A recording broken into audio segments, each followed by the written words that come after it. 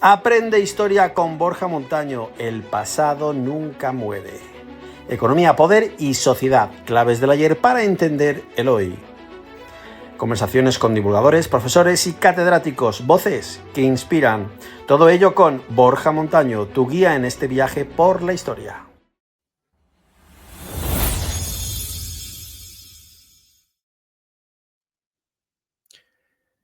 Keynes, de Versalles a Bretton Woods, el economista que cambió el mundo. ¿O no? Hola a todos, bienvenidos a Bellum Artis Historia Militar. Hoy vamos a hablar de nuevo de economía. Ya sabéis que en muchos programas tratamos el tema de la economía por su importancia en las guerras. Como decía aquel, ¿la guerra qué es? Dinero y más dinero. Y si falta el dinero, también hay guerras. Por lo tanto, es esencial conocer a los grandes economistas. Para ello contamos con la ayuda de nuestro amigo Borja Montaño, que es nuestro economista de cabecera. Hola Borja, ¿qué tal? Pues encantadísimo de estar una vez más. Y otro día me dijo un seguidor tuyo que antes hablábamos de que soy tu economista de cabecera, nunca me había parado a pensarlo y me hace mucha ilusión. Entonces, hoy os voy a hablar de Keynes, pero no me voy a poner con teoría económica, porque de hecho tenemos ya algún capítulo Ya en el que hicimos uno de las abordamos escuelas eso es. económicas. Lo que vamos a hablar es del Keynes personaje histórico. Yo a mis chicos les suelo decir que Keynes, para nosotros que hacemos historia económica, podríamos decir que es casi el personaje, si abordas la historia económica, podría decirse que es el personaje más importante de la historia del siglo XX. Obviamente no de la historia total. Y entonces, vamos a ver por qué, en qué momentos del siglo XX aparece. Bueno, deciros que si hay algún economista liberal en la sala, o si conocéis alguno, para los economistas liberales, Keynes es un poco el diablo. Javier Milei le odia profundamente a muerte. Pero en verdad que sepáis que Keynes era en cierta medida es un liberal también, ¿eh? Lo que pasa es que luego se han un poco mal interpretado sus ideas, ¿no? ¿No será ese término que había a principios del siglo XX, liberal social, social, Social algo así? liberal, Social sí. liberal, justo, sí, sí. Eso vendría a ser equivalente a decir que eres keynesiano, realmente. Ujú. Ser un social liberal es ser keynesiano, ¿no?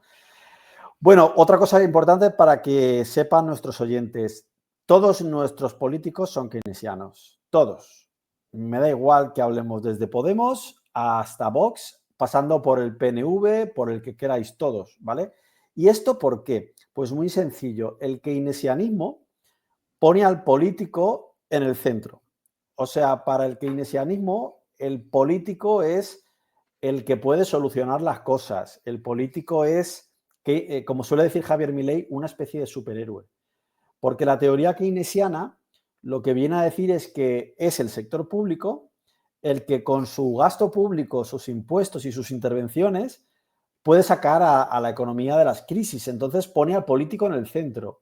Y eso nos gusta. Y como os digo, esto no es una cuestión de izquierda y derecha, salvo que haya un partido político muy liberal, como podría ser Javier Milei, pero que en España no tiene un homólogo, que no sería keynesiano.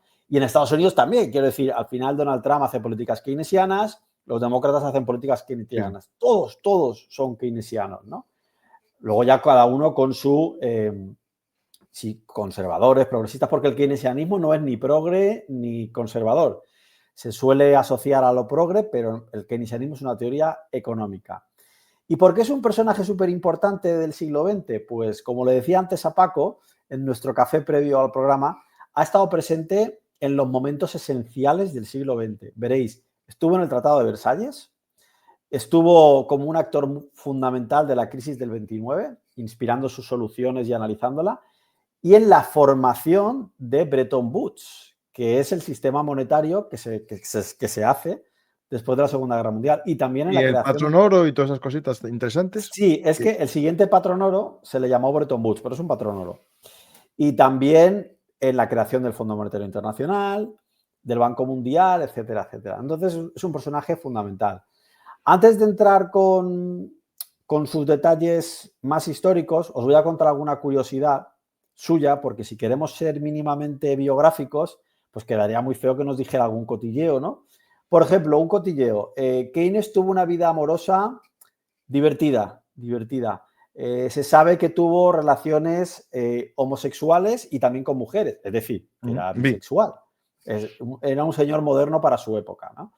por ejemplo, tuvo relaciones conocidas, o sea, no es un rumor, relaciones conocidas con muchos hombres, por ejemplo, con Duncan Grant, que era un pintor muy famoso de la época, con el que se sabe seguro al 100% que tuvo una amistad muy cercana, como Paco y yo, pero los rumores dicen que tenía una relación romántica. Que esto No me lo Paco no lo ha compliques, conseguido. a ver qué van a No lo ha pensar, conseguido. qué nos van a dejar en comentarios aquí. Claro. ¿Y qué va También a se decir mi mujer sabe, y las tuyas? claro, también se sabe que fue amigo de Virginia Woolf, que era una intelectual de su misma época. También se dice de Keynes que tiene una personalidad muy excéntrica, tenía un estilo de vida algo bohemio, excéntrico, le gustaba vestirse, llamar la atención, le gustaba llamarse la atención, pero con la ropa de su época, ¿no? Y pues era refinado, le gustaba muchísimo el arte, la música y la moda, ¿no?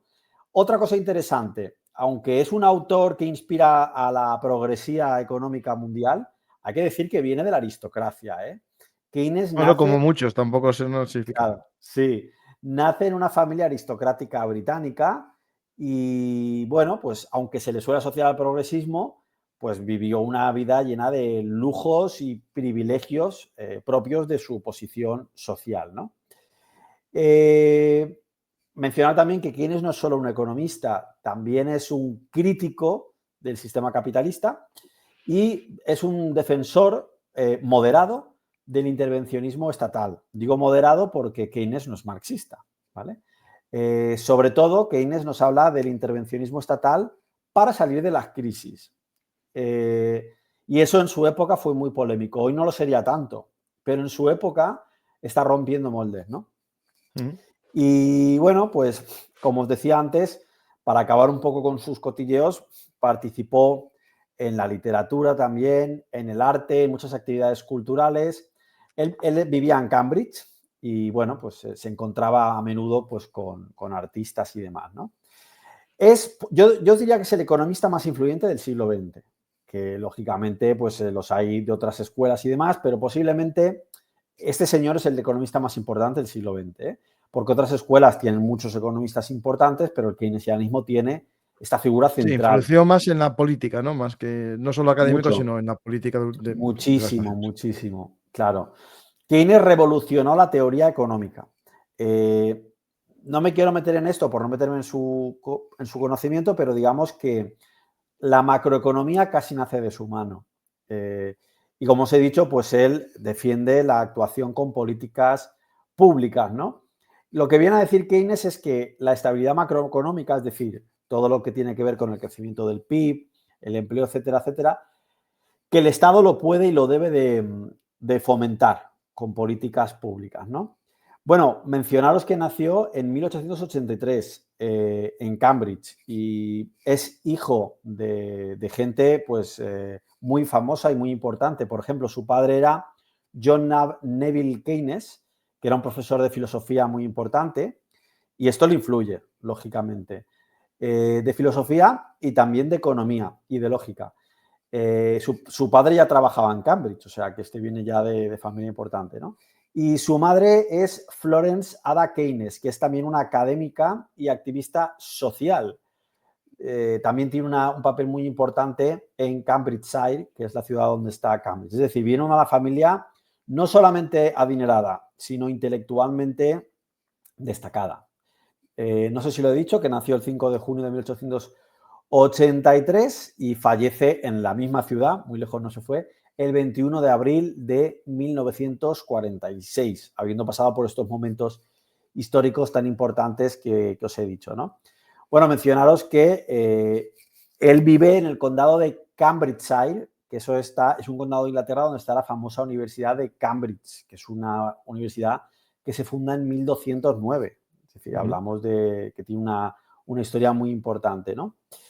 Y bueno, pues la influencia intelectual de sus padres es la primera influencia intelectual de Keynes, ¿no? Su padre, digamos que pues le despertó el interés por las humanidades y desde que era jovencito, pues él tuvo mucho interés por temas políticos y temas económicos. En 1902, Keynes ingresa en el Trinity College de Cambridge, donde se puso a estudiar matemáticas y se nota, ¿eh? Si alguien sabe de la obra de Keynes, se nota porque tiene un aparato matemático muy fuerte. Y si alguien odia a Keynes, sabrá que muchas veces lo que sucede es que detrás de las matemáticas se esconden los errores. O sea, a mí, que yo soy relativamente crítico con la obra de Keynes, algunas de sus teorías te despista a la hora de justificarlas metiéndolas detrás de un montón de ecuaciones. Y al final tú dices, pues esto debe de estar bien porque no lo entiendo. También luego se puso a estudiar historia y se graduó de historia en Anda, mira. 1908. Sí, sí. Es un Sería tío, un artero, seguro. seguro, seguro. Y él estuvo en contacto con los economistas más influyentes de su época, a la vez que con los filósofos más importantes de la época. Es un alumno brillante, un profesor brillante, o sea, académicamente es una figura destacable, ¿vale? Todo el mundo hablaba de su capacidad analítica, de su inteligencia y demás. Bueno, pues cuando acabó sus estudios, comenzó a colaborar con instituciones académicas y gubernamentales y pues se convirtió en un miembro de la prestigiosísima Universidad de Cambridge en 1911 y fue elegido, perdón, pongo el silencio, fue elegido para dar clase en el Trinity College. Estos son los vendedores de cosas. Sí, que llaman unas horas intempestivas. Sí, sí, sí, sí. Bueno, tiene Keynes a la altura de 1913, tiene ya una reputación académica brillante, pero todavía no acaba casi ni de empezar la figura que luego acabará siendo, ¿no? Y bueno, pues ahora llega uno de los momentos porque para mí Keynes tiene 3 momentos históricos fundamentales, ya lo hemos dicho en la presentación, y el primero de ellos es el Tratado de Versalles, que tus seguidores, como saben mogollón de historia, saben que es la paz, es decir, las negociaciones de paz de la Primera Guerra Mundial. Entonces, aquí aparece por primera vez Keynes y sale muy bien de aquí, porque Keynes, no sé si sabes que hace una predicción, seguro que lo conoces, sobre cómo va a acabar la paz de la Primera Guerra Mundial si las condiciones que se ponen son las que fueron, y de alguna forma te está prediciendo la Segunda Guerra Mundial. O sea, hay un texto por ahí muy famoso, pero bueno, acaba diciendo, tampoco es importante que seamos literales porque al final lo dice en inglés, que si las condiciones acaban siendo las que se habían puesto, esto acabará en la Segunda Guerra Mundial. La venganza no tardará en llegar, dijo él, ¿no? Su postura era que las condiciones eran muy duras. No nos vamos a extender mucho porque seguro que Paco ya ha hecho un capítulo del Tratado de Versalles y si no, da No, para hice con Carlos Caballero una serie sobre el fin de los imperios y todo se vinculaba no solo a Versalles, sino a todos los que estuvieron alrededor, porque no solo fue uno. Claro. Bueno, pues como os estaba diciendo, John Maynard Keynes tuvo un papel destacado en el Tratado de Versalles, aunque menos del que pintó a tiempo real. O sea, a Keynes le pasa como a Queen, que cuando pasan los años parece más importante, pero a tiempo real la gente les criticaba, ¿no? Porque realmente Keynes no forma parte de los que negocian de forma activa en el Tratado de Versalles, importante, ¿eh? Forma parte de la delegación. Y luego siempre se habla de él porque escribió Como un asesor, libro. ¿no? Sí, como asesor, pero realmente no es uno de los negociantes, para que nos entendamos. Sí, sí. Pero fue súper importante porque estableció, luego escribió un libro, os hablaré de él, en el que hablaba de las consecuencias de la paz, que se llama así, las consecuencias económicas de la paz, y es donde dice pues esto que os comentaba, ¿no?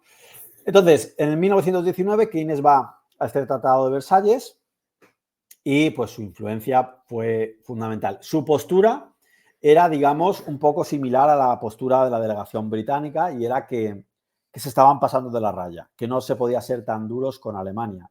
Tú sabes muy bien, Paco, pues que Francia tenía más rencor porque había sufrido más daño y finalmente pues se impusieron las condiciones que ya conocemos y si no las conocemos, como digo, da para otro capítulo, el Tratado de Versalles, ¿no? Entonces, como os he dicho, a día de hoy posiblemente es el único representante de la delegación británica que todos nos sabemos, pero en su momento no era esa figura tan importante dentro de la delegación, ¿no? Y sobre todo, pues, aunque él defendía los intereses británicos, pues ya os digo, él hizo una crítica muy dura posteriormente al tratado. O sea, Keynes, a posteriori, hizo una crítica muy dura que se materializó en el libro que os he dicho antes, ¿no? Quedó muy insatisfecho con cómo se habían puesto estas condiciones, porque su teoría es que sobre todo, Keynes se cebó mucho con las famosas reparaciones de guerra que se le ponen a Alemania. pues dice que eso es muy duro, pero no solo las reparaciones de guerra, sino el resto de condiciones, ¿no? Es decir, que si casi no podían tener armamento, que si tenían que cargar, todo esto Keynes lo criticó abundantemente, ¿no? Y lo criticó no solo desde la perspectiva de la injusticia, sino desde el bien egoísta del mundo. Quiero decir, lo criticó desde el punto de vista de que no era lo que le convenía al Reino Unido tampoco. O sea, la crítica de Keynes no es por defender a Alemania solamente, sino que Keynes lo que dice es que a la estabilidad militar y económica, sobre todo económica, de Europa no le convenía esto. Como os he dicho, en 1919 publica su libro, The Economic Consequence of the Peace, las consecuencias económicas de la paz. Y bueno, pues por ahí hay un texto muy famoso que seguro que ustedes lo pueden encontrar, en el que lo que acaba diciendo pues es que la venganza no tardará en llegar, ¿no? Y como os he dicho, pues denuncia cómo los aliados pues están pasando por encima de Alemania, ¿no? Es verdad que a tiempo real no fue capaz su crítica o sea, no fue tomada en serio. Quiero decir, no, a tiempo real, como sabemos, las condiciones no tomaron el punto de partida de Keynes en absoluto, porque como os he dicho, realmente Keynes no es un negociador formal del tratado. O sea, no sé ahora mismo qué estructura jurídica tenían las representaciones, pero Keynes, como ha dicho Paco muy bien, viene a ser una especie de asesor, ¿no? Y que a posteriori pues es un gran crítico de lo que se ha hecho aquí. Bien, pues este es el primer fenómeno histórico en el que Keynes, aparte de académico, pues se ha consolidado como un economista influyente, sobre todo a medida que van pasando los años. Porque a medida que van pasando los años, es el te lo dije. Quiero decir, en el 19 la teoría de Keynes es la teoría de Keynes, poco más respecto al Tratado de Versalles. Pero ya en 1933, que sabe Paco que en Alemania pasa algo, que gana el partido que gana las elecciones cierto partido, sí. Pues ya en 1933 está más claro, y en 1939 ni te digo. Es decir, en 1939 el libro de Keynes se ha convertido en vaya, esto ha acabado teniendo razón, ¿no? Pero antes de 1939 y tener razón, pasa un fenómeno en el que Keynes se convierte en un icono de la economía mundial, que es Creo que el acerté crack. al poner esta foto. Te leo la Totalmente, mente, ¿eh? Soy un totalmente. crack, soy un El crack. crack del 29. El crack del 29, como sabrán muchos de tus seguidores y otros no, porque me parece súper razonable, pues una cuestión súper económica y por mucho que sepamos de historia, pues esto está en una esquina. El crack del 29 es lo que catapulta el keynesianismo a ser una de las escuelas dominantes. Para que los oyentes lo tengan en cuenta, ahora mismo hay dos escuelas, aunque una de ellas tiene varias particiones, centrales en el mundo, que son los liberales, que estos realmente están separados entre los austriacos y de Chicago, y no es una cuestión geográfica, sino de pensamiento, ¿vale? Por ejemplo, Javier Milei es un liberal austriaco, y luego están los keynesianos. Y yo me atrevería casi a decir, esto es mi opinión, que el dominio está más bien del punto desde los keynesianos, ¿eh? Es decir, yo creo que el keynesianismo coge mucha más fuerza. Bueno, pues esto comenzó en 1929.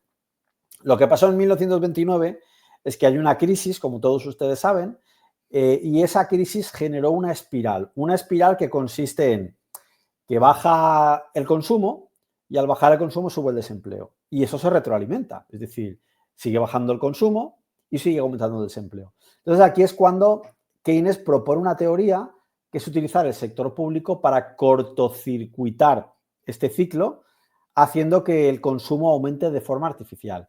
¿Cómo aumentamos el consumo de forma artificial? Con el gasto público, ¿vale? Y esta teoría llega a hacerse realidad en 1933 con el New Deal de Franklin Delano Roosevelt, que me parece, esto seguro que Paco y tus oyentes lo van a saber más que yo, que sabéis más de historia general, creo que es el único presidente de Estados Unidos que ha estado más de 2 legislaturas. Sí, es que después de su muerte se aprueba la ley para que no se pudiese hacer. Ajá, vale. Pero también es que, claro, le coge la Segunda Guerra Mundial Claro, de claro. por medio. Entonces, No sé si en el siglo XIX hubo uno más, pero la ley se hace después de su mandato, sí. pues este dato no lo En el sabía yo. 48, si no recuerdo mal. Ya, siempre aprendo yo cosas con mi amigo Paco. Bueno, pues... No, es que me informé mucho por el tema de que Trump quiere quitar esa ley. Claro, Ah, claro. vale, yo suelo decir Y hay de Rus... interpretaciones si son 2 veces seguidas o 2 veces. Depende un Vale. poco cómo se interprete, ahí está. Bueno, pues Roosevelt sería el otro padre de sacar el keynesianismo a la vida política real. Para mí, Roosevelt, aquí ya Paco me dirá lo que piensa, en términos de presidente de los Estados Unidos, sería uno de los más importantes del siglo XX en el sentido de que aparece en pues, lo que en la universidad para nosotros son dos temas. O sea, aparece en el crack del 29 como el que, digamos, hace las medidas para solucionar esto, y luego aparece en la Segunda Guerra Mundial. Entonces es un personaje histórico también fundamental. Bueno, pues la teoría keynesiana es la inspiración del New Deal, ¿vale? Pero realmente el milagro económico de los alemanes, es decir, ya sabéis de quién, de los NAZI, también es política keynesiana. Es decir, también es sacar adelante la economía con gasto público. No toman ninguna inspiración formal en el keynesianismo, pero es eso, ¿vale? Entonces, bueno, como os decía, Keynes tiene un papel fundamental en cómo se interpreta la crisis del 29 y en cómo se responde a ella, ¿vale? En cómo se interpreta, o sea, Keynes no interpreta la crisis de forma distinta a los liberales, en el sentido de que el origen de la crisis para él es la misma. Lo que sí que propone son soluciones distintas. La economía liberal diría que es el mercado el que lo tiene que arreglar todo, y Keynes también es importante que os matice que no está en desacuerdo con eso. Keynes tiene una frase que dice que a largo plazo el mercado se va a solucionar, pero a largo plazo todos muertos. Pero es súper importante que sepan ustedes esta frase porque Keynes no está en contra de que el mercado lo va a arreglar todo como lo dirían los liberales, solo que a él no le apetece esperarse. Es decir, que él da por buena la teoría liberal de que al final esto se arregla. ¿Cómo se arregla? Muy fácil. Seguro que tus oyentes recuerdan que en 2008 hubo una crisis de la vivienda. Sin embargo, ahora mismo el precio de la vivienda está subiendo en España. Nadie hizo nada para arreglarlo. ¿Qué ha pasado? Que los precios bajaron tanto que en un momento determinado la gente se puso a comprar. Entonces se arreglaron solos, ¿no? Bien, como os digo, una cosa muy importante. Keynes es una inspiración ideológica del New Deal, pero Keynes no es un actor. Nos pasa otra vez parecido a lo del Tratado de Versalles. Keynes no es un actor presente en el New Deal, ni un asesor formal en términos políticos, ni nada por el estilo, ¿vale? Simplemente es una inspiración académica de este tipo de medidas, ¿no? Bien, sobre el crack del 29 no me voy a extender, tus oyentes ya saben muy bien que el origen está pues, en una crisis de la bolsa, también le hemos dedicado un capítulo. Y bueno, el New Deal se aplicó en el 33 y el famoso libro de Keynes, que os digo que para los keynesianos es la Biblia, y Keynes es Jesucristo, bueno, pues la Biblia de este Jesucristo se denomina The General Theory of Employment, Interest and Money, es decir, la teoría general del empleo, interés y el dinero. Y se publica en el 36, ¿vale? Y a día de hoy sigue siendo la obra fundamental del keynesianismo. Es decir, no es un libro derogado, pasa lo mismo que con el famoso Capital de Marx, ¿no? Igual que el Capital de Marx, junto con el Manifiesto Comunista, pero sobre todo el Capital de Marx, es una obra central para el marxismo, pues este tratado general es una obra central para el keynesianismo, muy criticado por algunos y muy apreciado por otros. Como todo pasa en economía, pues nadie tiene la razón absoluta. Es un libro muy válido con alguna cosa criticable, ¿no? Muchos ven cosas criticables. Bueno, lo que viene a decir es que los mercados se autorregulan, pero no sabemos cuándo, entonces el sector público tiene que intervenir. Es lo que propone. Por eso os he dicho al principio que los políticos son todos keynesianos, porque fijaos, si yo soy un político y no soy keynesiano, tengo que asumir que el Menos impuestos mercado, para manejarlo yo. claro, y menos protagonismo, Claro, porque, claro.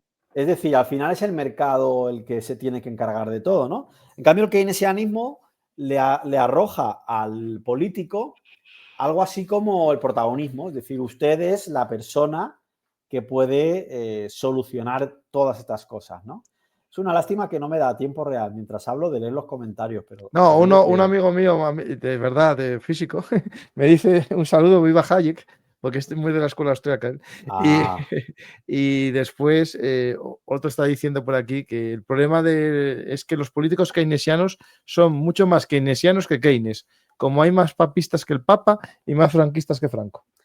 yo le diría a este señor que ha dicho que los políticos keynesianos son más keynesianos que Keynes, le diría que no, que en realidad no son keynesianos y que si Son Keynes se otra cosa. enterase, se enterase los mataría.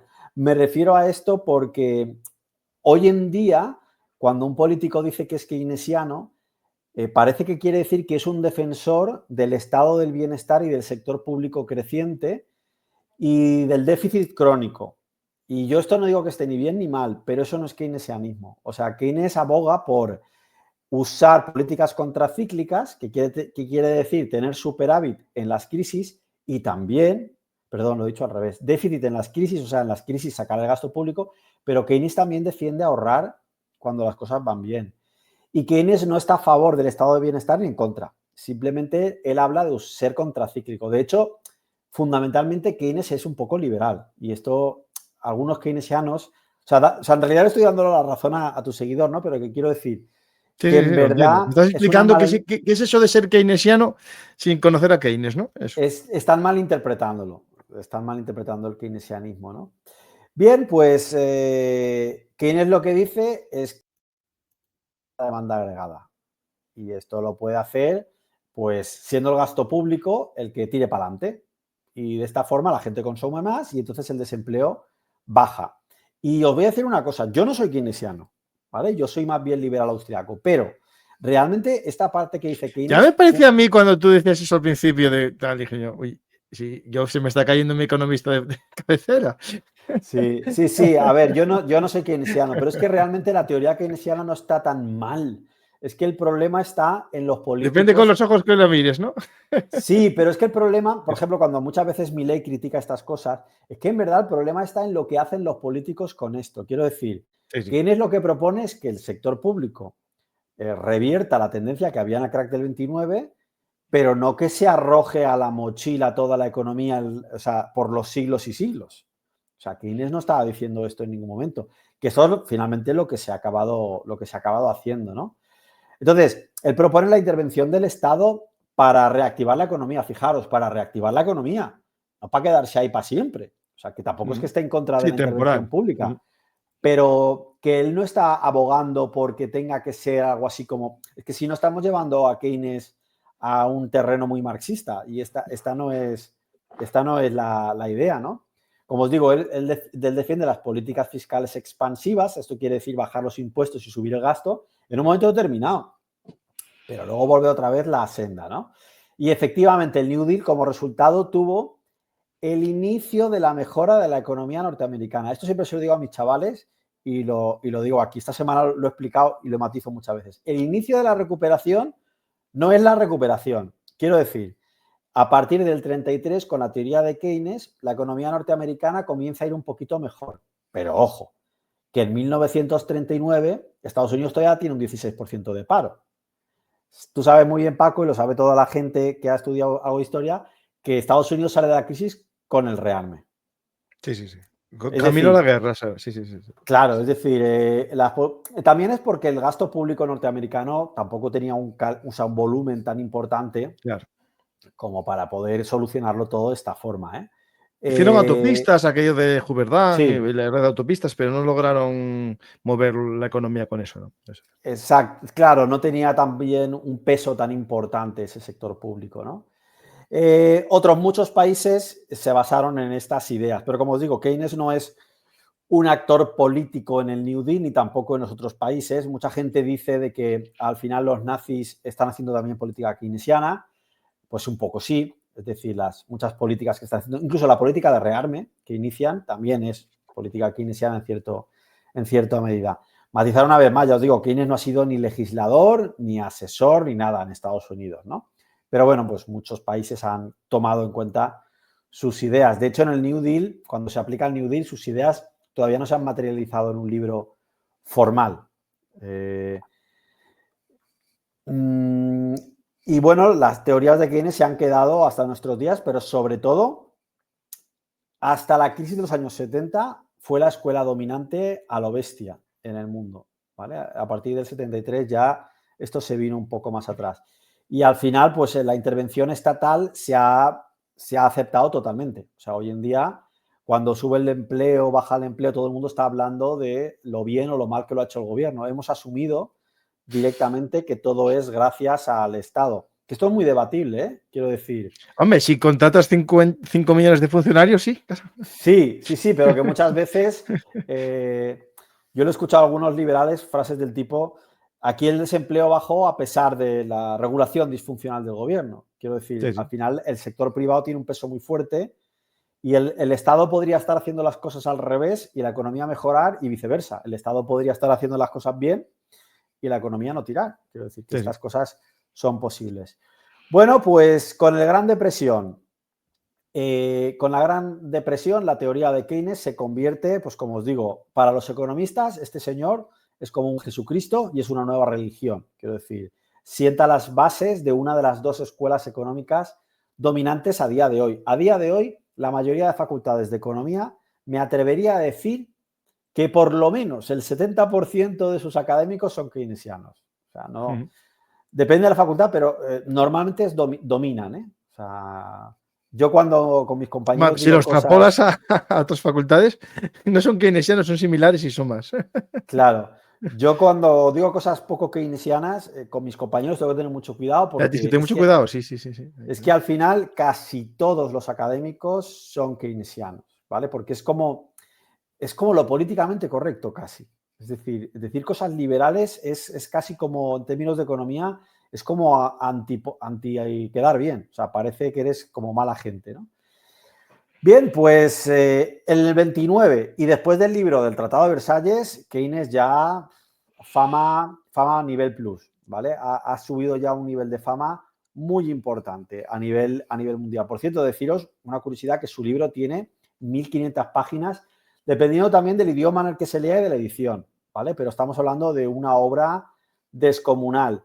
Ahora voy a permitirme criticároslo un poco, ¿vale? Yo que soy muy crítico con el keynesianismo, creo que esconde detrás del aparato económico un montón de chorradas, perdón, del aparato matemático creo que esconde un montón de tonterías. O sea, creo que utiliza las matemáticas para despistar al lector y acabar convenciéndolo de cosas que son un poco raras. Por ejemplo, una cosa que dice mucho Keynes es que el motor de la economía es el consumo. Esto no es algo, una interpretación mía, esto es keynesianismo básico, ¿vale? Para Keynes el motor del consumo, o sea, el motor de la economía es el consumo. Pero fijaros, para Keynes el ahorro es malo, porque el ahorro es lo que Hombre, aletarga a claro, la sí, economía. claro, sí, A claro. muy corto plazo tiene sentido, de hoy para mañana. Pero ahora pensadlo bien. O sea, me estáis diciendo que una economía, cuanto menos ahorra, mejor. Pero para invertir y mejorar las cosas, ¿no será que el ahorro... Aquí los austriacos, No, ya que... se produce una paradoja. Mucha gente Claro, ahorra y con ese dinero ahorrado dan claro. préstamos a otros para que consuman nosotros. Mira, los austriacos, lo digo porque tenías por ahí un amigo que me ha dicho que es austriaco. Los Sí. austriacos no hacen No, matemáticas. es asturiano, pero bueno. Ya. No, ya estoy en broma. Los austriacos no utilizan aparato matemático, ¿no? Y lo que te Sí. vienen a analizar es que correlacionan el ahorro de las sociedades con su progreso económico.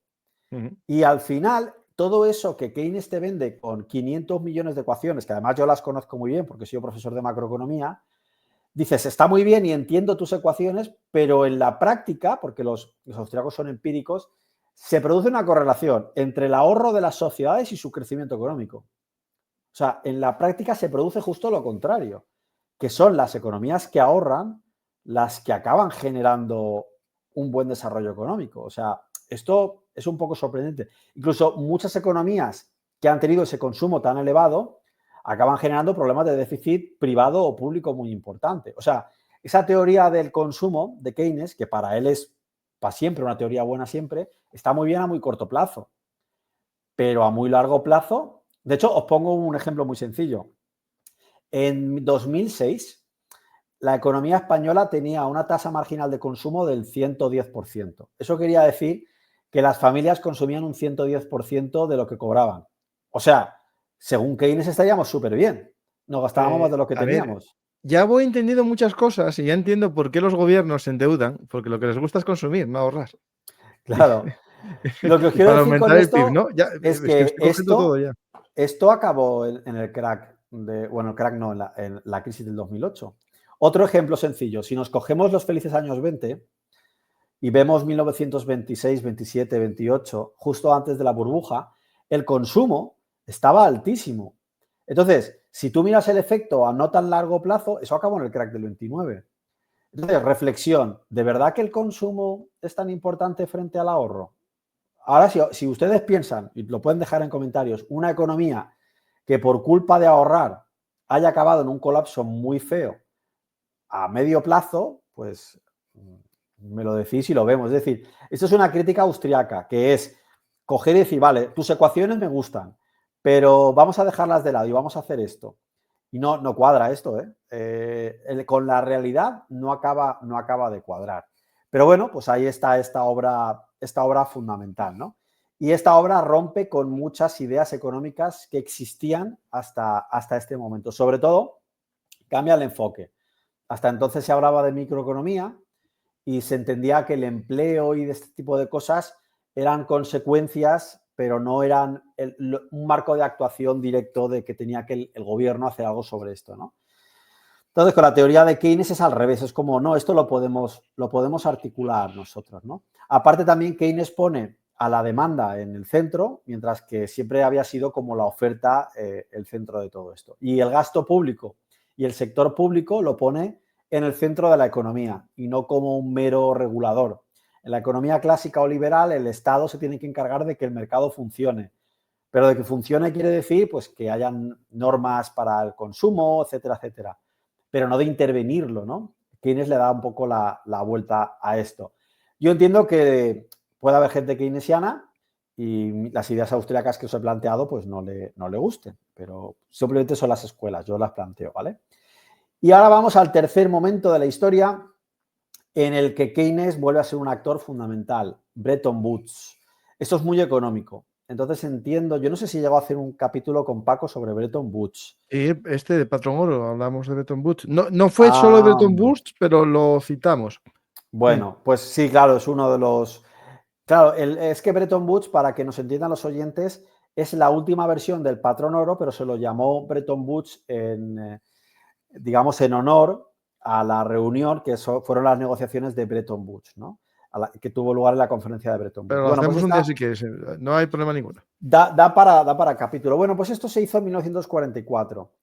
Y ahora Keynes, ya después de todo lo que ha pasado, ya no solamente es una persona que va, sino ahora sí que es el señor que representa a los Estados Unidos con todas las de la ley. O sea, es como Gandalf en El Señor de los Anillos, pues en Bretton Woods Keynes es el Gandalf de Gran Bretaña, ¿vale?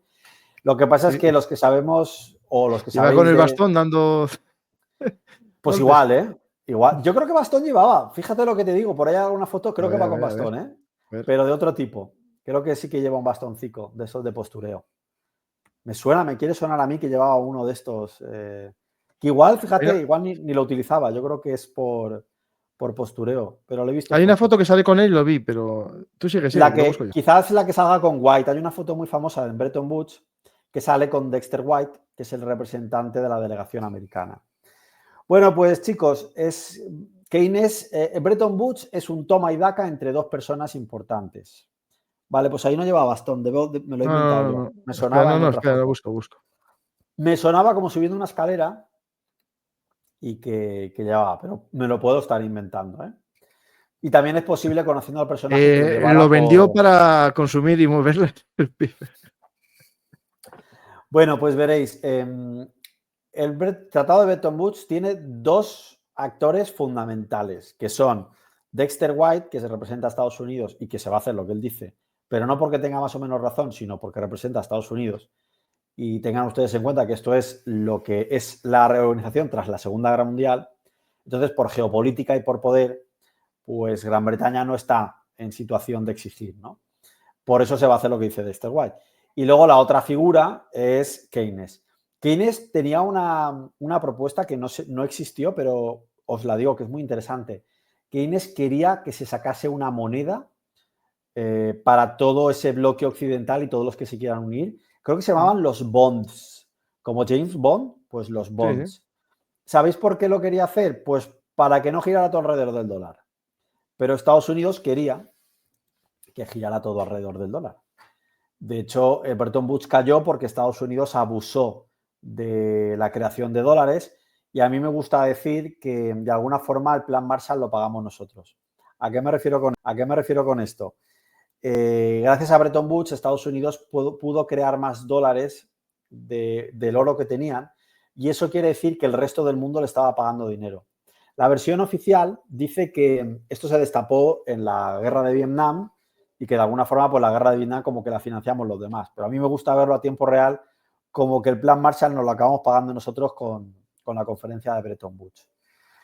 Bueno, pues como os digo, Bretton Woods es la conferencia en la que se establece el orden financiero y económico que va a haber tras la Segunda Guerra Mundial. Es un orden internacional, pero bueno, pues sabéis que la URSS, pues de estas movidas va a pasar poco, aunque va a estar por ahí, ¿no? Claro, como os he dicho, como Keynes representa al Reino Unido y la posición negociadora del Reino Unido es débil, pues no se acaba aplicando sus ideas, ¿no? Al final, en Bretton Woods, pues se quería ver cómo se hacían las estabilizaciones de estas economías, cómo se prevenían futuras crisis similares al crack del 29. Y como os he dicho, pues Keynes fue uno de los intelectuales y ahora sí negociador fundamental de la delegación británica, ¿no? Deciros que, bueno, la conferencia tuvo lugar en el 44 en Estados Unidos, y estuvieron allí presentes pues Estados Unidos, Gran Bretaña y la mayoría de los países, ¿no? Incluso los que a esto les afectaba poco, como la propia Unión Soviética, ¿no? Muchas de las ideas que propuso Keynes, pues ya os digo, pues fomentaban la cooperación internacional, que esto se hizo. Pretendía también evitar todos los errores que se cometieron tras la Primera Guerra Mundial, todos los errores que conocemos en la famosa época de la posguerra y evitar tensiones posbélicas. O sea, Keynes no quería que lo que le pasó a Alemania después de la Primera Guerra Mundial, que fuera posible algo así. Es decir, y eso se consiguió, a pesar de que, o sea, esto no tiene finalmente la firma única de Keynes, pero eso se consiguió. Es decir, después de la Segunda Guerra Mundial, el mundo occidental funciona muy bien. Entonces, esto es en parte gracias a sus ideas. También él tiene la propuesta de crear el Fondo Monetario Internacional y un banco de desarrollo. O sea que en parte podríamos decir que el Fondo Monetario Internacional y el Banco Mundial tienen la autoría un poco de Keynes. Lo que pasa es que hay más autores, ¿no? Que son dos instituciones que se encargan pues de defender el libre comercio, la estabilidad macroeconómica, etcétera, etcétera, ¿no? También propuso, pues eso, un banco de comercio internacional, todo este tipo de cosas las podemos interpretar como el Banco Mundial, ¿no? Y para Keynes este banco internacional pues tenía que regular las tasas de cambio, los movimientos de capitales, sobre todo para estabilizar monedas y demás. Bueno, pues ya os digo, Keynes tenía su propia visión del sistema Bretton Woods. No es el Bretton Woods lo que Keynes hubiese querido, pero sí que influyó muchísimo, ¿no? Y sí que muchas de las ideas de Bretton Woods reflejan sus ideas, como el Fondo Monetario Internacional o el Banco Mundial, ¿no? Sabéis que el sistema Bretton Woods cae en los años 70, esto sí que lo vimos en el capítulo del patrón oro, tiene mucho que ver con la crisis de la guerra de Vietnam, por eso cayó, y bueno, ahí Charles de Gaulle hizo también una jugada de ajedrez muy graciosa, que le dijo a Estados Unidos, dame mi oro, y Estados Unidos dijo, bueno, igual no había tanto oro, ¿no? Eso, Esto no habría pasado, le pasó a ojo, España también, pero en otro lado. para hablar de Keynes en Bretton Woods, creo que es interesante hablar de historia virtual, de cosas que no han pasado. Si se hubiese hecho lo que Keynes dijo, no se habría caído el patrón oro, ¿eh? No se habría caído Bretton Woods. Porque el patrón oro este se cae por haber hecho lo de Dexter White, es decir, porque este patrón oro tenía, digamos, el dólar como única moneda, digamos, convertible a oro. Entonces, eso dio la posibilidad de que Estados Unidos hiciera ese fraude. Si se hubiese hecho, como decía Keynes, con una moneda nueva, entiendo que no habría sido regulada por Estados Unidos, sino por todos, y ese fraude no habría sido posible. Y posiblemente hoy tendríamos ese patrón oro. Esto es interesante. Es decir, al final Keynes, es verdad que su teoría no es perfecta, porque tiene errores para mí fundamentales, pero ha tenido aciertos importantes. El del libro del 19 con la Primera Guerra Mundial, pues es muy fácil decir, como decimos nosotros, esto se veía venir, y seguro tú también lo has dicho, Paco, con el Tratado de Versalles, pero es más bonito decirlo en el 19 que cuando ya sabes el tema, ¿no?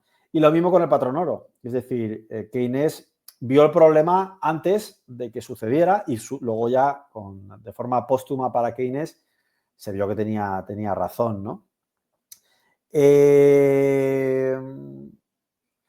Y luego mencionar, para acabar, pues que tiene más libros relevantes como el Treatise of Money de 1930 o A Tract of Money en 1930. Decir también ya para acabar, pues que aparte de ser un economista influyente en la política y demás, fue un inversor y un economista del ámbito privado, o sea, para él mismo, de gran éxito. Es decir, Keynes sería el típico tío que te podría hablar por Instagram, que te quiere vender un curso de criptos. Eso te voy a decir yo, tendría un canal de YouTube de economía y de cursos de inversión. No porque ganaba dinero de verdad. Y estos son los que no venden los cursos. Es que yo esos que dicen, te ofrezco un curso, y digo, coño, si ganas tanto dinero, ¿qué te pierdes el tiempo dando cursillos de eso? Sí, aparte muchas veces tienen como 16 años. Pero bueno. CryptoBro, ¿no? Se llaman, ¿no? No nos vamos a meter ahí. CryptoBro. Sí. En definitiva, para acabar, y ahora nos recreamos todo el tiempo que tú tengas con las preguntas, es para los que explicamos historia económica, o sea, yo no me atrevo a decir a alguien de historia en general que Keynes es el tío más importante del siglo XX, ¿vale? Pero en historia económica sí podría serlo, porque en todos los momentos económicos fundamentales está Keynes. Si guste o no guste. Eso es, está en el Tratado de Versalles, sí, al margen de que guste o no guste. Pero vamos, por ejemplo, su visión del Tratado de Versalles creo que a día de hoy es aceptada de forma unánime. O sea, esa obra de Keynes no es en absoluto criticada. Quiero que unánimemente todos estamos de acuerdo en que ahí acierta. Su visión de Bretton Woods creo que está aceptada de forma también unánime, ¿vale? Sí que es verdad que en su libro de la teoría general, etcétera, etcétera, a mi juicio, hay una decoración excesiva. De hecho, tú tienes un invitado que yo no lo conozco, que se llama Óscar Vara, pero he visto vídeos suyos que tenía en YouTube de hace mucho tiempo y tu colega Óscar Vara desglosa muy bien los errores matemáticos de Keynes. Hace mucho que no viene, tengo que hablar con él que venga. Sí, pues mira, se lo puedo decir de mi parte que yo cuando me preparé la oposición, claro, pues es interesante ver lo que acierta, lo que falla Keynes y a veces pues todos tomamos atajos y vemos a gente que lo ha desglosado. Entonces, hay un señor que todos conocéis que se llama Javier Milei, pero la versión aburrida. Hay un Javier Milei conferencista que tiene por ahí unas conferencias de 3 horas desglosando la teoría de Keynes y te viene a decir más o menos las mismas ideas de Óscar Vara. Y que en resumen para la gente es que te inunda ecuaciones y que al final te está colando cosas como lo que os he dicho antes. Es decir, ya te emborrachas de matemáticas y acabas asumiendo que tiene lógica que ahorrar es malo. Y luego dices, bueno, pero yo hago una correlación histórica entre cuál es el ahorro de las naciones y cómo marcha su economía, y a mí esto no me cuadra. Quiero decir, si ustedes cogen el ahorro de los países y su crecimiento económico, verán que normalmente los países que generan crecimiento económico han tenido un ahorro que se ha convertido en inversión. O sea, esto de que el ahorro es como malo y que hay que evitarlo, es como ultra cortoplacista. Pero a no tan corto plazo, esto no hay por dónde agarrarlo con datos. Y ya os digo, cuando se abusa de eso, acabamos en burbujas. Porque si eso fuese verdad, pues en los años 20 de Estados Unidos sería un ejemplo a seguir, o el momento de la burbuja del ladrillo sería un ejemplo a seguir, que prácticamente no teníamos ahorro, ¿no? Y esta es mi visión sobre el personaje histórico de Keynes. Pues vamos a ver preguntas del público. Iba a hacerte una pregunta y se me olvidó. Ay, qué pena. Porque era una pregunta simpática, pero que tenía amiga, pero se me olvidó. La tenía que haber apuntado. Bueno. Preguntan por aquí, bueno, esta es una pregunta que yo creo que la sabemos, pero bueno, si un país imprime más billetes, ¿sube su inflación? Seguro, al 100%. No, o sea, no hay duda ninguna. Es decir, son como billetes de Monopoly. Mira, te cambio 10.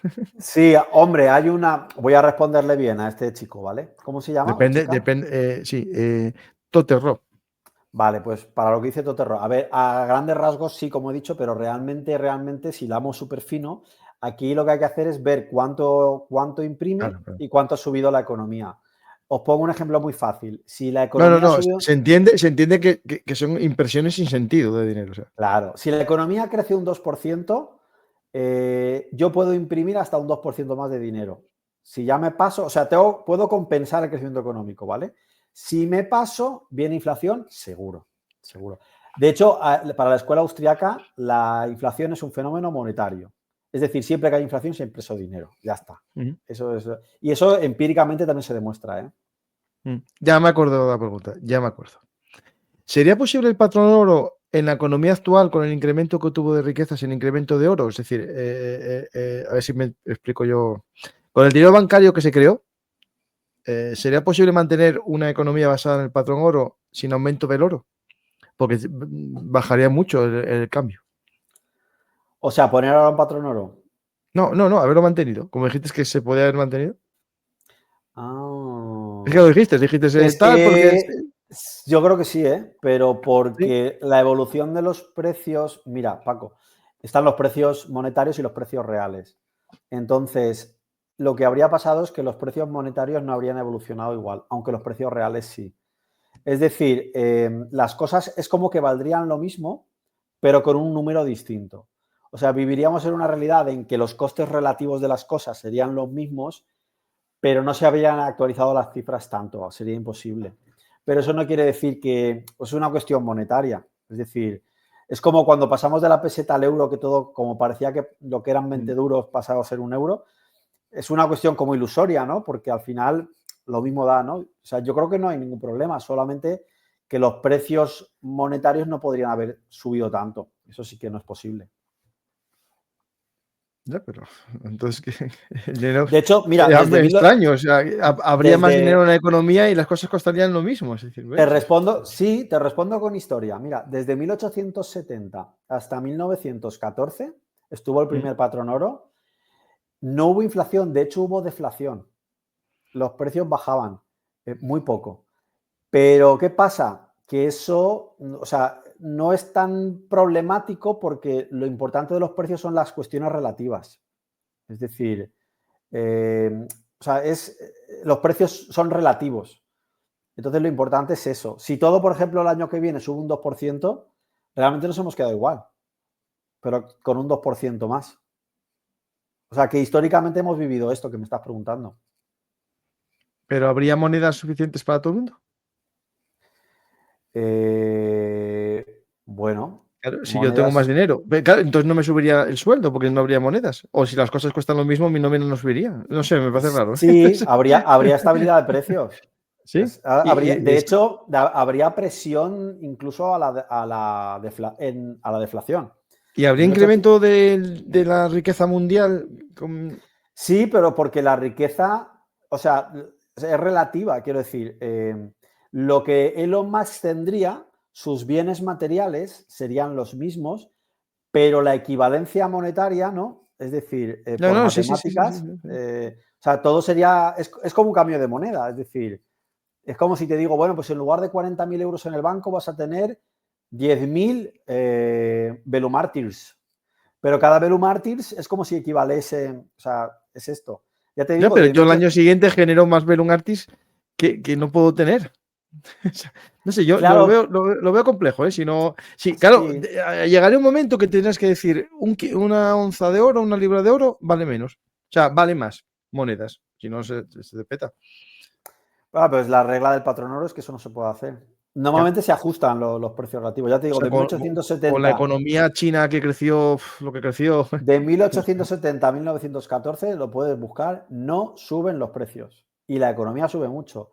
El problema es que había tendencia a la deflación. Con deflación también puedes corregir un poco. O sea, puedes bajar algunos precios y que el ajuste relativo se vaya haciendo.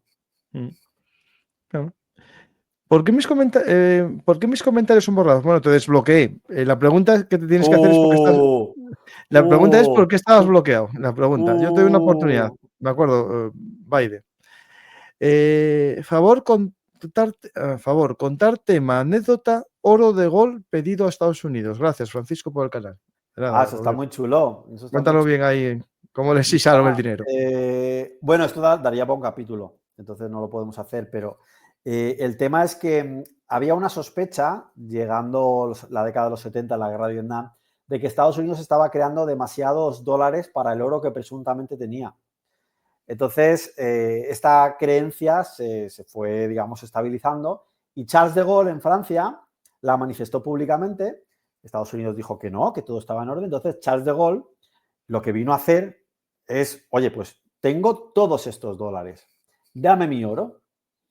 Y entonces ahí oficialmente el patrón oro se fue al carajo. Es decir, fue a partir de ese momento que Estados Unidos tuvo que suspender la convertibilidad a oro porque efectivamente no tenían esa... No, o sea, era mentira. Y Charles de Claro, Gaulle decidió... al final no había oro suficiente para hacer los billetes, ¿sí? Y Pero tuvieron ahí que cogerlo de otro lado. claro, Estados Unidos lo que hizo fue fraude. Es decir, se suponía que tenía que haber X dólares por ese oro, pero había más. Había más. Y eso es una estafa. Estados Unidos nos estafó. A ver, en Twitch hay una pregunta. Le invito al chico si quiere que lo puede buscar. Seguro que hay por ahí un vídeo de YouTube y demás, porque da para largo, toda la negociación da para largo. ¿Qué ventajas y desventajas tiene un patrón oro frente a un fiat? Bueno, es una muy buena pregunta. Explica lo que es el fiat primero. Es una muy buena pregunta. A ver, el fiat es lo que tenemos ahora mismo y es que las monedas tienen un valor per se. O sea, un euro vale porque está detrás el Banco Central Europeo y nosotros entendemos por común acuerdo voluntario que eso vale lo que vale. Antiguamente estaba respaldada la moneda por oro. Eso quería decir que la gente realmente no creía tanto en la moneda, sino que creían en el oro. Entonces era como tú podías ir a cambiar tu moneda por el oro. Era como porque no nos acabamos de fiar de que esa moneda valiese lo que vale. Eso solamente es qué es, pero la pregunta es que qué ventajas tiene. Bueno, el patrón oro sobre todo sirve porque no permitimos que se cree moneda de forma muy alegre y por tanto evitamos la inflación, punto número uno.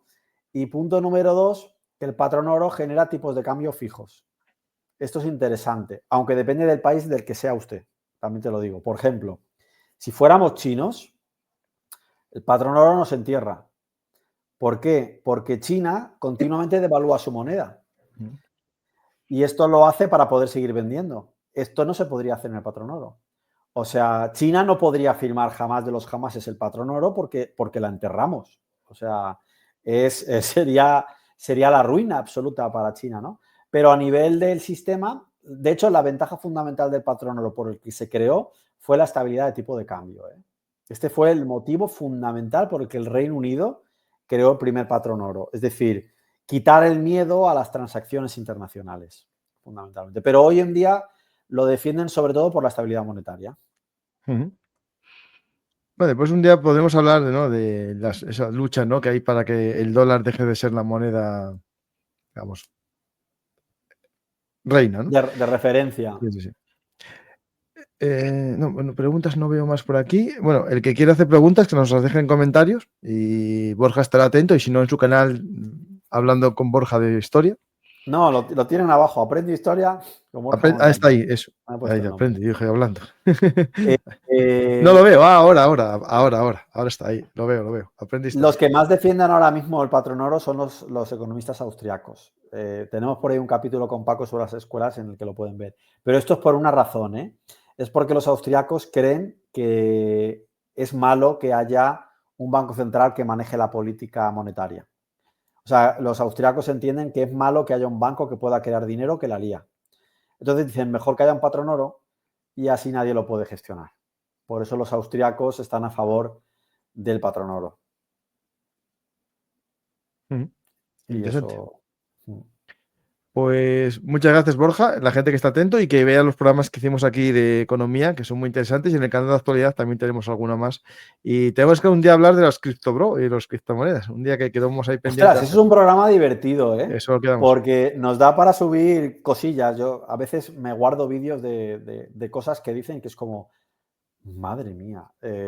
Porque claro, se ha generado todo un grupillo de gente, estafadorcillos, que tampoco conozco a nadie que caiga en esas trampas, ¿no? Pero Bueno, a ver, yo cada día que por ir de listo me arrepiento. Es decir, cuando ves que el Bitcoin está a 14.000 dólares y dices tú, esta estafa funcionó muy bien. Porque yo todavía no le sí, veo el valor. Sé que sí, tendrá sus historias, pero no, yo prefiero el oro. Si tuviese oro ahora mismo, sí que me arrepiento de no haber comprado oro en enero, que subió mucho, pero no me arrepiento del todo de los bitcoins, pero es verdad que hay gente que ganó. Pero otra cosa es eso y otra cosa es los criptobro, que es otro tema distinto, ¿no? claro, y luego también muchas veces no te venden la idea del trading a muy corto plazo Mm. y claro. Y bueno, que Bitcoin haya ido bien no garantiza necesariamente un buen futuro, ni lo contrario. Yo no sé qué va a pasar con Bitcoin, ¿no? Claro. O sea, es un tema delicado. Pues cuando quieras, ese podría ser un futuro capítulo muy divertido, muy divertido. Pues lo dejamos ahí o ponemos a la gente que en comentarios nos digan, ¿qué preferís? ¿Bretton Woods o CryptoBros y trading? Pues muchas gracias, Borja, y acordaros de Aprende Historia con Borja, que está ahora también en YouTube, subiendo sus vídeos, no solamente en podcast, como estaba antes. Pues Borja, muchas gracias. Si quieres decir A algo al vosotros. público como despedida. Nada, que es un placer. Me encantaría poder parar y leer todos los comentarios porque esto es un gustazo de directo, pero es imposible. Así que muchas gracias a todos por estar ahí. Pues muchas gracias a todos. Aquí, como dice uno, escribiendo sobre la frontera norte y no invertir en oro, muy mal campa.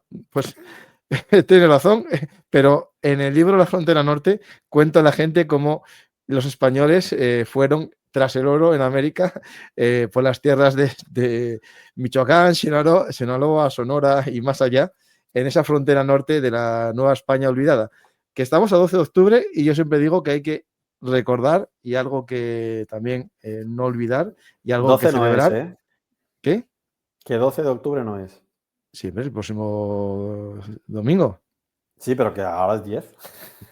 No me digo que estamos ante el 12 de octubre. Ah, vale, vale. Y estamos con eso de que no hay nada que celebrar. Y yo digo que sí que hay que celebrar la historia común de España con sus países hermanos de América. Pues hablando de tiempo perdido en escribir un libro, os invito a ahorrar para que me pueda comprar ese lingote de oro que no compré, con el nuevo libro Un mundo convulso, claves geopolíticas, que aquí sí que hablo de materias primas, que tenemos que haber comprado todas ahí, materias primas de esas tierras raras. Pues claves geopolíticas para entender este mundo que nos ha tocado vivir y, por cierto, la economía forma parte o es imprescindible para entender este mundo que bueno, que nos toca vivir. Y si, Borja, la historia nos divierte, no podemos decir que el presente no nos divierte, porque más movido no lo hay. Le digo a Tote que no puedo, bueno, sí que puedo entrar al chat, pero no me he metido, que enseño en Alicante, que está diciendo Tote por ahí que dónde enseño, pues en Alicante. Pues, Tote, ¿cuándo me voy a Madrid? Me voy 2 veces. Si no, voy el 15 de noviembre y 16 de noviembre, que es fin de semana. Tengo no solo Militaria, Militaria, que es una exposición que hay de coleccionismo, recreación militar. Me cedieron una mesita para estar allí, vender mis libros, bueno, hablar con los oyentes y presentar uno de mis libros. Y lo voy a hacer en no solo Militaria, en Madrid. Y después, en diciembre, voy a enseñaros para que no os perdáis y así los belungarteros estéis al día. Aprovechando medidas keynesianas, y lo digo así porque fue así, pedí el kit digital del autónomo, ¿no? Y tengo esta página web que es franciscogarciacampa.com. Pues aquí, en charlas y conferencias, hay un calendario en el que está mi agenda muy vacía de charlas, pero aquí podéis verlo. Tenéis la de No Solo Militaria, que está en Madrid, y en diciembre tengo la presentación de mi libro en la librería Tercios Viejos de Madrid. Este de geopolítica va a ser el día 19 de diciembre en Madrid, en Tercios Viejos. Y si sale alguna más, lo iré poniendo aquí. Por ejemplo, en Oviedo va a haber una presentación y una conferencia también. En Gijón voy a tener otra. Y si alguien conoce a alguien importante en su ciudad, me ofrezco a ir a hablar de historia o de geopolítica. Pues muchas gracias a todos, Borja, y gracias a los oyentes, que sois la razón de que estemos aquí. Hasta la próxima.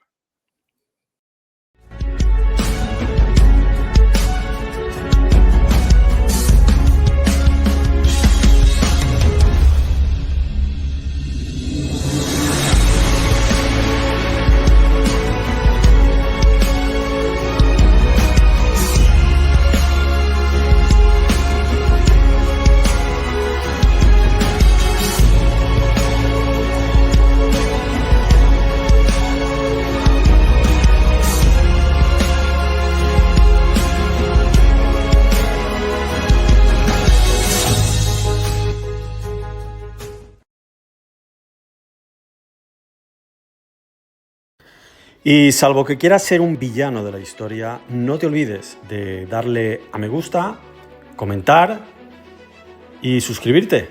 Nos vemos pronto, villano.